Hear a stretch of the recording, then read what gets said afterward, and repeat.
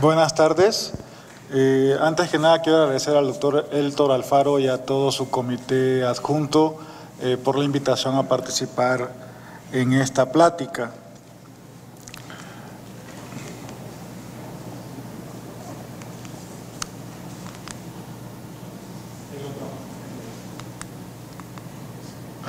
Para esta plática no tengo ningún conflicto de interés por declarar y además en los siguientes 20 minutos estamos muy lejos de poder revisar todos los principios fisiológicos y fisiopatológicos para la monitorización hemodinámica del paciente grave en escenarios de cuidados intensivos.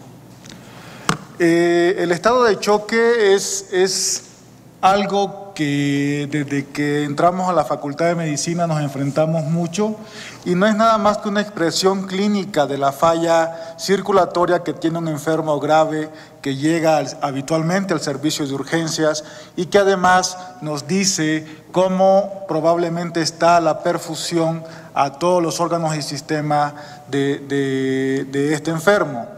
De datos publicados del estudio SOAP, que fue publicado a inicios del 2000 por el grupo del doctor Jean-Louis Vincent, se sacan algunos datos en donde pareciera ser de que 3 de cada 10 pacientes que son atendidos en unidades de cuidados intensivos tienen un estado de choque. Y algo muy importante en el estado de choque es poder identificar o clasificar el tipo de choque que tiene el enfermo. Esta diapositiva probablemente no se aprecie muy bien, pero en esta parte, en el panel A, se trata de ilustrar básicamente todos los datos clínicos que se deben de buscar al momento de la evaluación inicial del paciente, desde datos de hipoperfusión por oliguria, taquicardia, alteración del sensorio, y todo esto lleva de la mano a poder evaluar si este paciente tiene un estado de choque o no.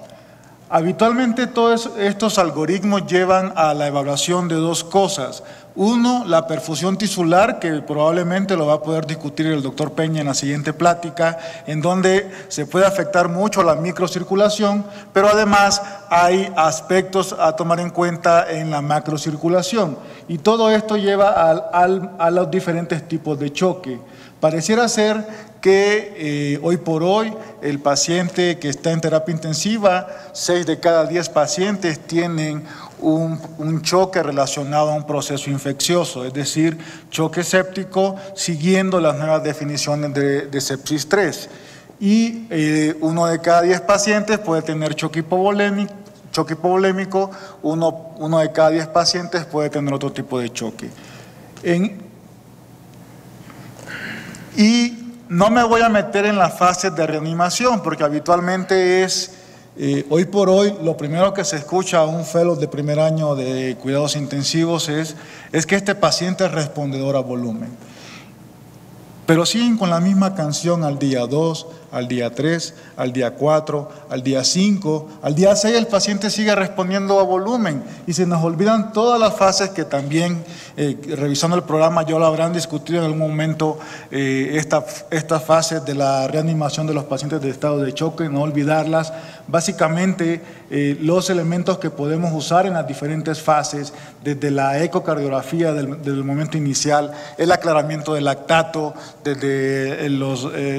valores basales que se pueden tomar y hasta el momento en que el paciente llega a la estabilización y el desescalamiento de la reanimación del paciente grave con volumen. Clásicamente hay diferentes variables que se han usado y desde que en los años 50, 60, cuando el doctor Swan y su colaborador Gans empezaron con el uso del catéter de flotación en la arteria pulmonar, ocupaban básicamente la presión de oclusión de la arteria pulmonar como de uno de los elementos a seguir. Y si ustedes revisan todos los textos de cardiología o de medicina crítica, la mayoría de estos cuadros donde clasifican el tipo de choque, ya sea un tipo de choque hipovolémico, distributivo, neurogénico, cardiogénico, pues ocupan variables como el gasto cardíaco, la presión de oclusión en la arteria pulmonar, la resistencia vascular sistémica y la saturación venosa mixta. Sin embargo, como veremos en la siguiente parte de la plática, estos elementos se pueden monitorizar de diferentes formas. Y algo muy sencillo que se puede utilizar al pie, en la cama del paciente, pues es la presión arterial. Desde que uno va en los primeros semestres de la Facultad de Medicina, uno de lo primero que empieza a medir, una de las variables que empieza a medir son la presión arterial del paciente. Y esta es la forma más antigua que se puede utilizar para monitorizar de manera inicial al paciente. Recordar de que cada órgano o cada sistema va a tener un proceso de autorregulación muy particular que tiene que ver básicamente con el aporte y el consumo de oxígeno y los índices críticos que tienen cada uno de estos órganos, de tal forma que no es igual la presión de perfusión a nivel renal que la presión de perfusión a nivel del sistema nervioso central, por ejemplo. Pero se acepta de forma general que un enfermo que tiene una presión arterial media menor a 65 milímetros de mercurio probablemente tenga un estado de choque, no vamos a hablar de hipovolemia ni nada similar, sino un estado de choque, y que probablemente tendremos que hacer uso de algunas variables clínicas y de laboratorios para poder clasificar de manera adecuada este escenario clínico. Este es un trabajo que fue publicado en el 2000, es un trabajo que fue hecho con 10 pacientes en donde los investigadores trataban de demostrar qué beneficio había entre tener presiones arterial media de 65 milímetros de mercurio o tener presiones arteriales medias de 75 o 85. Al final de cuentas, no hubo ninguna diferencia ni en el aclaramiento del lactato, ni en el aporte y el consumo, ni en la saturación mixta de la saturación venosa central mixta. Todos estos pacientes tenían insertado un catéter de flotación en la arteria pulmonar. Y vean cómo, de igual forma, las variables clínicas como el gasto urinario, el flujo sanguíneo capilar y otras variables que fueron medidas por circulación esplácnica no tuvieron ninguna diferencia. De manera tal de que se pregunta uno, bueno, entonces si tengo al paciente con más de 65 milímetros de mercurio, ¿es suficiente para asegurar una adecuada perfusión tisular? La respuesta probablemente sea, hay que individualizar los casos, y este es un trabajo que fue publicado en el New England Journal of Medicine en el 2014, en donde hicieron dos grupos igual para tratar pacientes que tenían bajas presiones menores de 65 milímetros de mercurio y pacientes que tenían aproximadamente 80 milímetros de mercurio. Si se fija en esta tabla, no hay ninguna diferencia en los pacientes. Sin embargo, quiero recalcar que en este trabajo, que es del grupo canadiense, sí se vio que pacientes que tenían antecedentes de hipertensión arterial crónica tenían menos posibilidades de requerir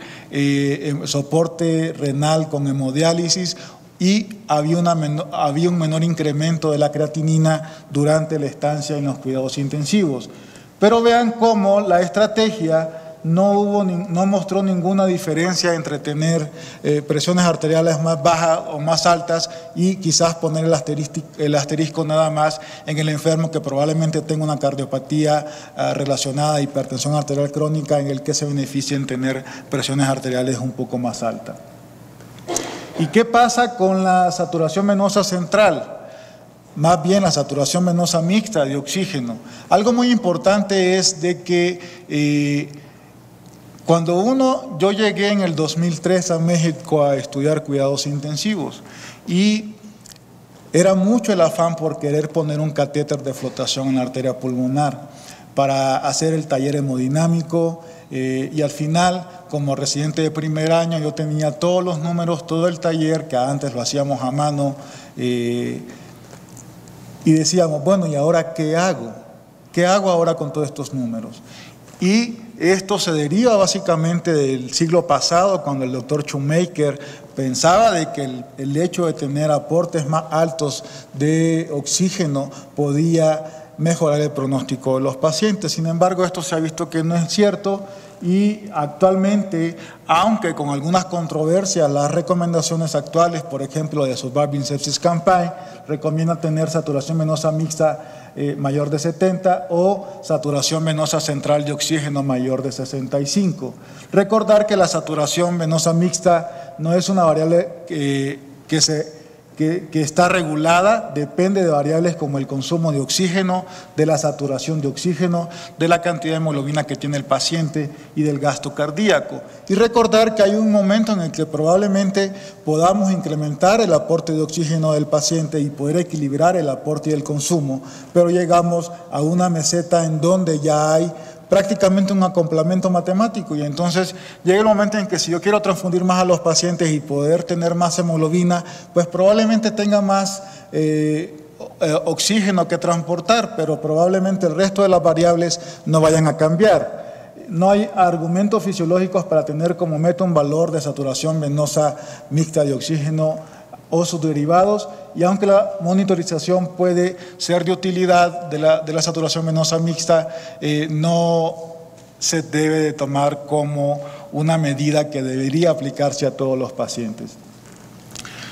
La presión venosa central, que es algo también de que se utiliza con mucha frecuencia en las unidades de cuidados intensivos y digámonos afortunados por trabajar en centros en donde tenemos los dispositivos para poder medir todas estas variables fisiológicas. Sin embargo, hay países en América Latina, como por ejemplo en Centroamérica, en donde probablemente solamente se tiene disponibilidad de un catéter venoso central. Y esto puede quizás en algunos escenarios clínicos muy marcados ser de utilidad para el médico que está enfrentando un paciente grave. Informa cómo interactúa el corazón con el retorno venoso. El retorno venoso es lo que marca mucho la fisiología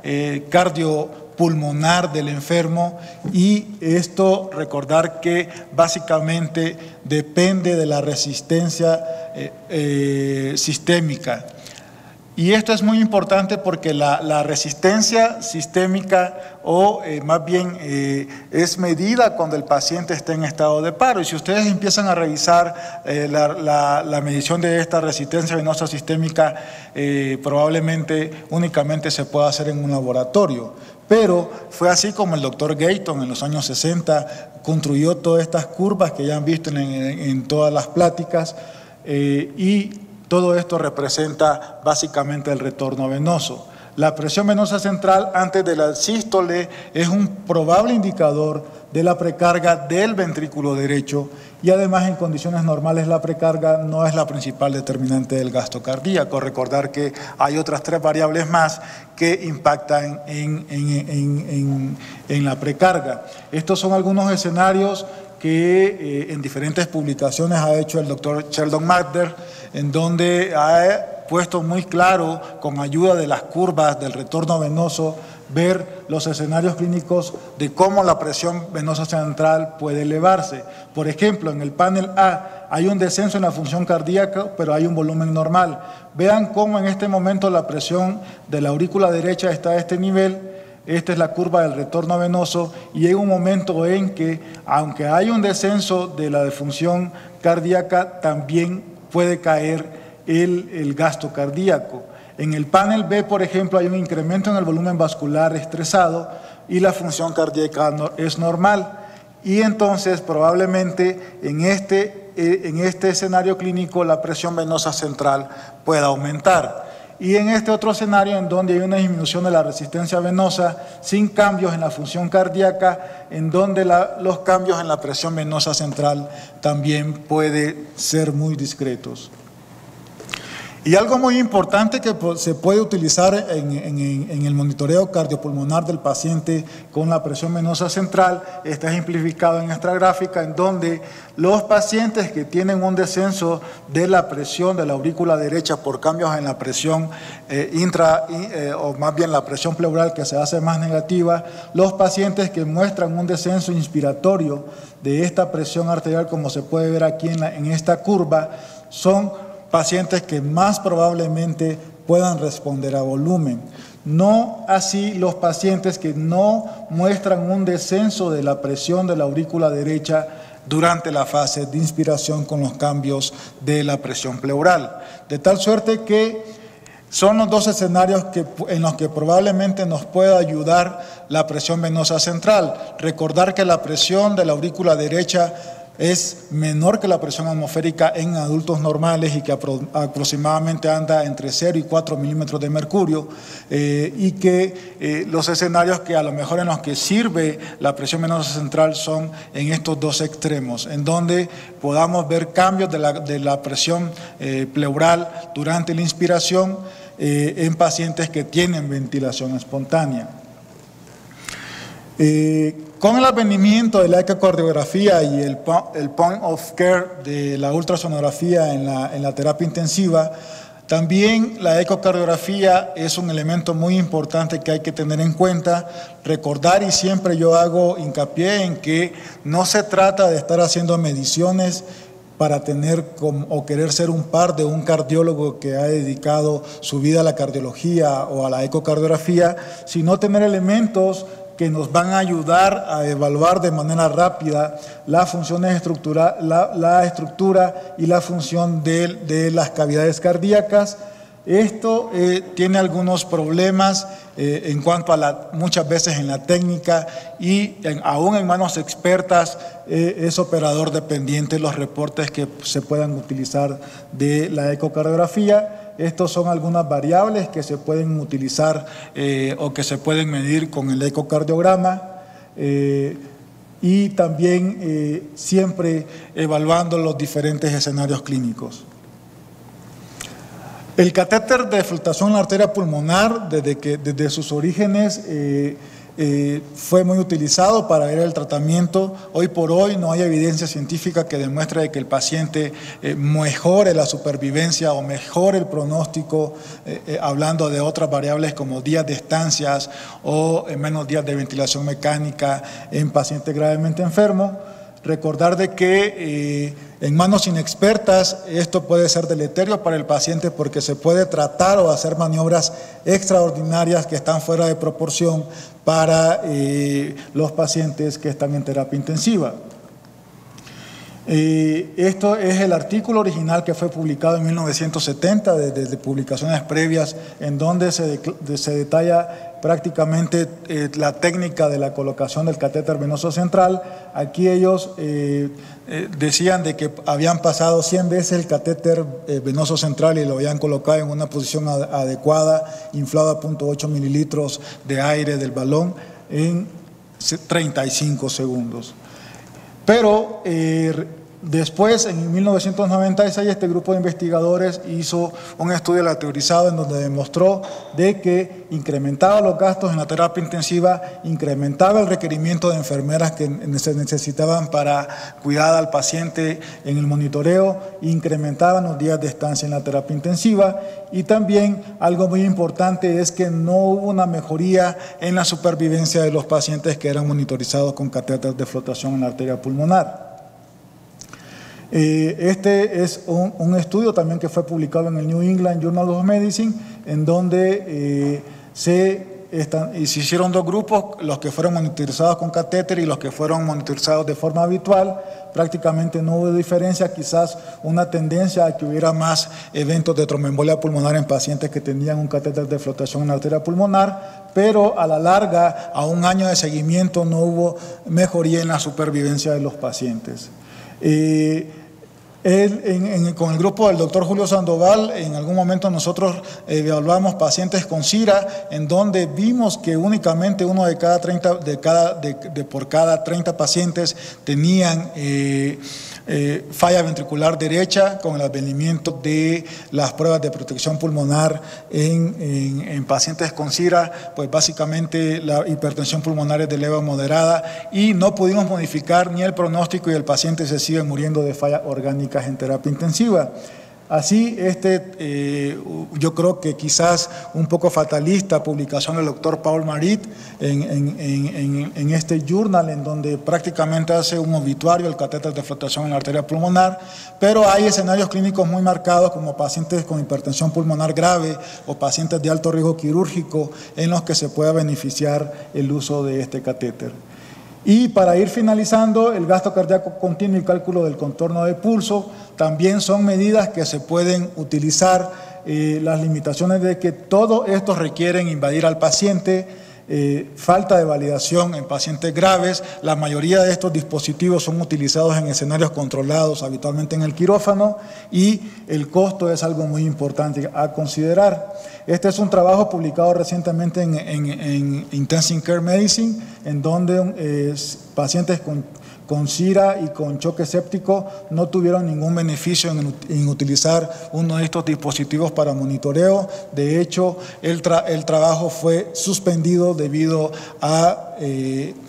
poco beneficio en la utilización de este dispositivo. Y la variabilidad de la presión de pulso, que es algo que también del 2000 fue publicado, en donde la variabilidad de la presión de pulso entre 3 y 14% puede predecir una respuesta a volumen en pacientes que están con ventilación mecánica controlada, ventilada a 8 mililitros por kilo y que además no tienen arritmias. Este tipo de monitorización requiere línea arterial y en el estudio original, que es el paciente tenía colocado además un catéter de flotación en la arteria pulmonar y básicamente lo que hacen es calcular el delta de presión, la presión máxima y la presión mínima y al final la variabilidad de la presión de pulso lo dividen entre la presión de pulso media. Vean cómo este grupo de investigadores demostró de que el delta de presión tiene una sensibilidad del 94% y una especificidad del 96% cuando fue comparado con la presión de oclusión en la arteria pulmonar. Y son resultados que son muy similares. Esto ya incluye más de aquel estudio previo fue de 40 pacientes, esto ya incluye más de 800 pacientes. Este es un metaanálisis en donde prácticamente se demuestra la misma sensibilidad y especificidad en este grupo de pacientes. Y ya para terminar, existen todo este tipo de metodología que habrá que revisar probablemente en varias pláticas o en varias sesiones, todos los aspectos técnicos, los aspectos fisiológicos a considerar, porque todos estos elementos están disponibles hoy por hoy para el monitoreo de los pacientes. Pueden dar variables desde el agua pulmonar extravascular hasta gasto cardíaco continuo, poder saber el volumen sistólico del paciente y una cantidad infinita de variables que al final, si se ven en esta diapositiva que trata de ilustrar en los escenarios clínicos en donde se puede utilizar desde la terapia intensiva, el salón de operaciones, la sala de urgencias y el piso habitual.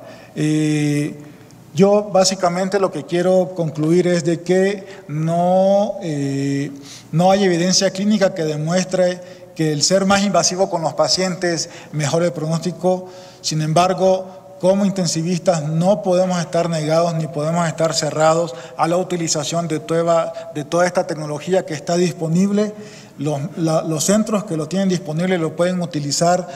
Recordar de que aún faltan estudios que ayuden a validar toda esta tecnología que hay hoy por hoy y que se insiste en que recordar de que hay muchas variables fisiológicas que se pueden medir en la cama del paciente y que pueden ayudar para guiar el monitoreo y el tratamiento de los pacientes que en algún momento pueden tener un estado de choque en la terapia intensiva. No me resta más que agradecer al doctor Alfaro de nueva cuenta y a todo ese equipo de colaboradores por la invitación a esta plática. Muchas gracias.